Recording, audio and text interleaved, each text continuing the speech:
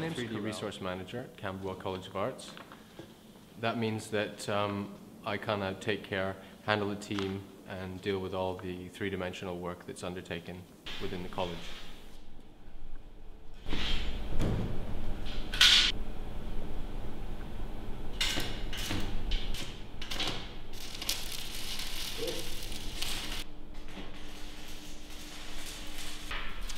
Our basement facilities here, we've got woodworking, plastics and metalwork.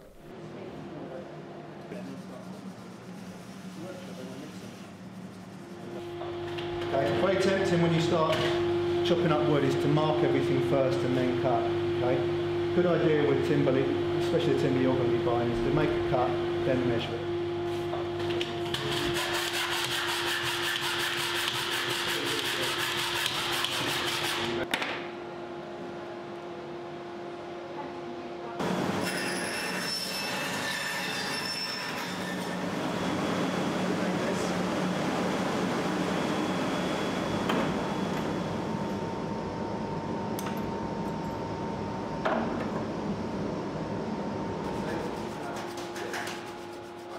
We've invested in some additional state-of-the-art equipment such as a laser cutter, new plasma cutter, and a large format panel saw, which have slotted into the resource very well.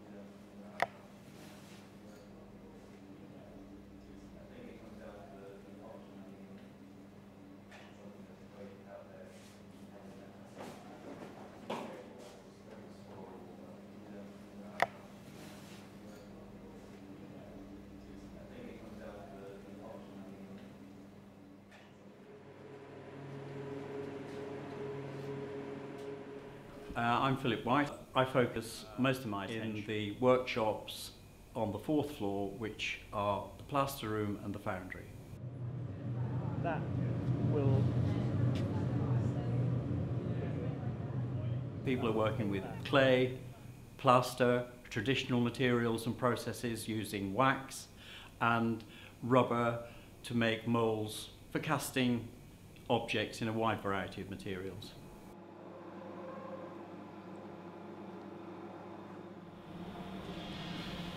Casting was very much identified by the lost wax process, and in association with the foundry next door, these materials, wax, plaster, rubber, were used primarily in order to produce a metal casting.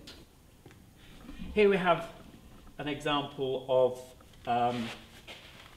a bronze which has gone through the lost wax process, been cast in metal. The investment material has been broken away, and we now have the object, a head, very heavy in spite of the fact that it's hollow. The student is in the process of fettling, that is, getting rid of anything which he doesn't want.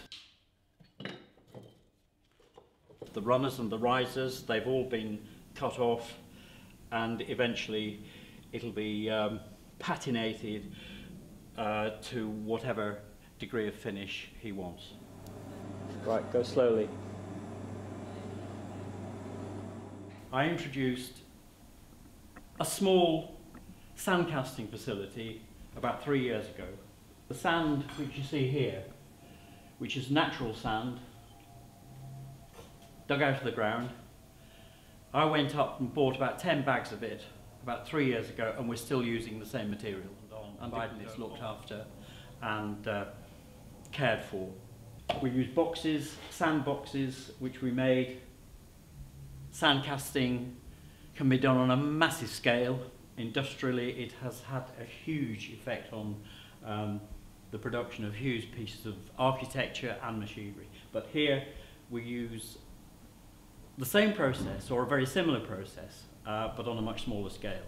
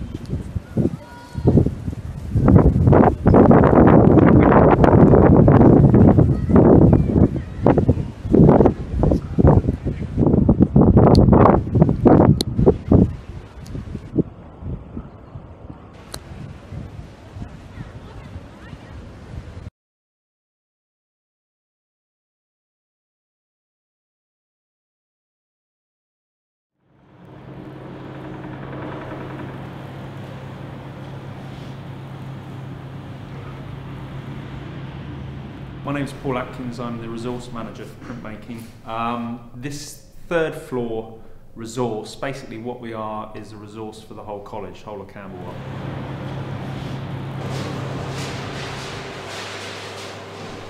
So this is the screen printing facility at Camberwell.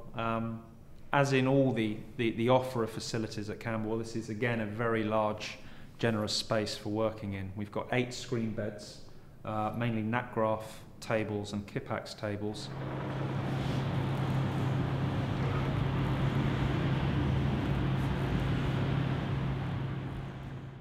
This is the relief printing area, where we'll basically work on lino cuts and woodblock. Again, this is a very well used area. As a medium, what's great about relief printing is that it's one of the processes which is very direct, so it's an excellent introduction to printmaking because there's not a great deal of, or if any, chemical processing involved, so it's just straightforward cutting into the block and inking it up and printing, so the results are very immediate and very direct, and that's one of the great things about this particular area.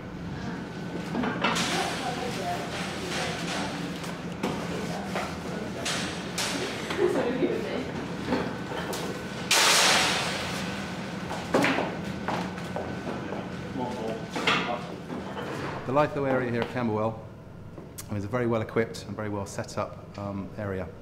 The workshops themselves were originally designed and laid out by a guy called Peter Weaver, who's a master lithographer, master printer, and that was set up probably about 35-40 years ago. So we've done a few little nips and tucks, a few changes. It's running as it was set up originally.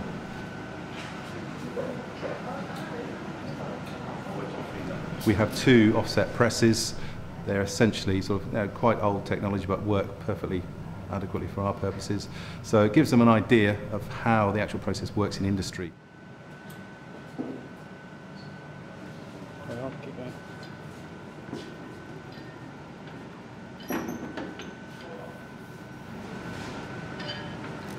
Zinc plate and stone, traditional stone, tends to be used mainly by illustration and painting students.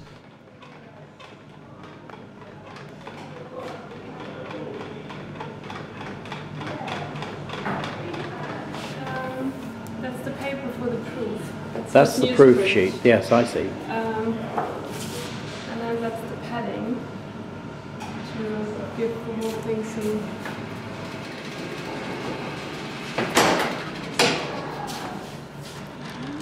It's always so exciting, isn't it? It's the best part of printing. The best part of it. Safe light area, this is basically where we do all the coating for the screens. This is our UV exposure unit. So this is the main box containing UV light, which exposes all our screens, all our photo litho plates and our photo etching plates. So quite a heavily used area. What we will do again in the inductions and workshops, we'll take the students through exposure times, exposing all their artwork onto screens or whatever they're doing, and then we'll show them how to process it.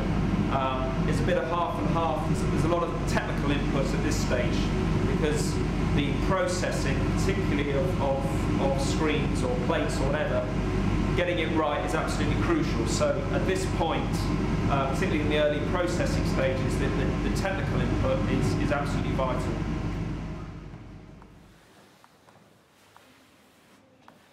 Textile screen printing that goes on a 3-metre table and a 10-metre print table, and it's mainly for textiles, but we do print on other substrates, papers, card, wood, whatever we can get our screens onto basically.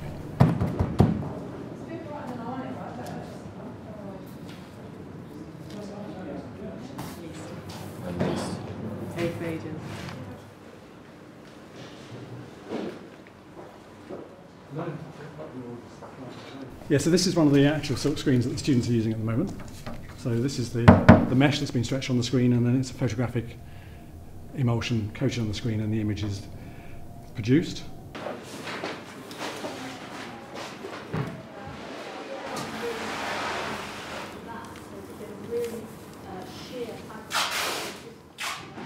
This is the etching workshop. This tends to be the area that I mainly work in. So we've got 6 presses. We've got 3 Hunt Penrose presses, these ones, 2 small Rochat presses and a large Rochat press over here for big plates, basically.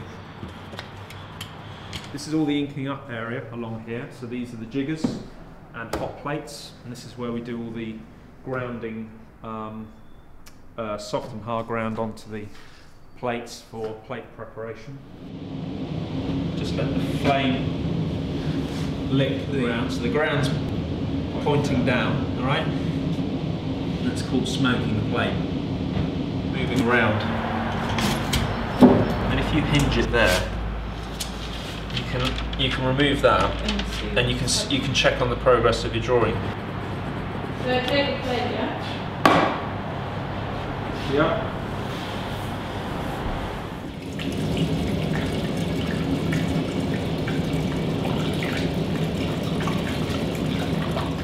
This is where we do all our etching of our zinc, copper and steel plates. That's fine.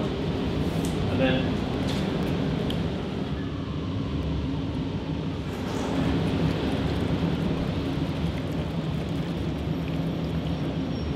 this is basically what we do when the plate comes out of the acid and it's been etched. The ground's removed with white spirit, and you've got your etched drawing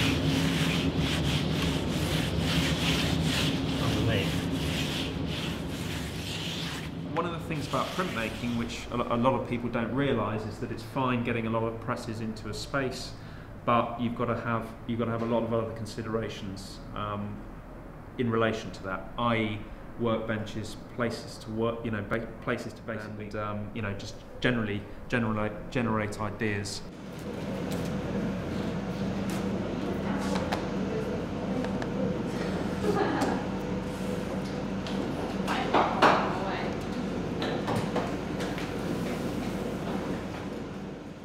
So finally, when the prints have been pulled from the etching presses, we'll bring them in here. The paper will be wet, so basically all the prints are put on the boards to dry.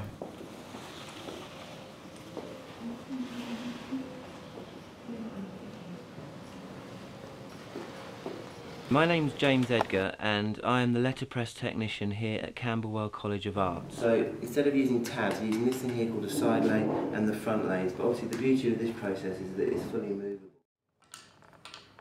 There's lots of different specialist workshops, so there's ones I do on visual typography, on concrete typography, just a general glossary of terms, even simple ones like using wood letter type.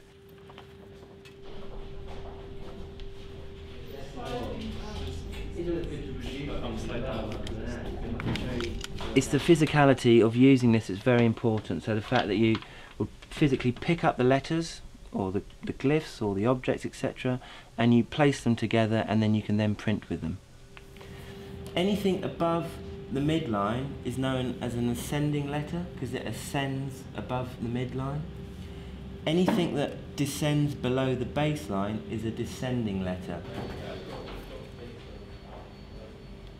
So most of the type is then proofing press. So the type is locked up in these metal trays called galleys, and it can be locked up with these things called galley magnets, very strong magnets that just lock the type together.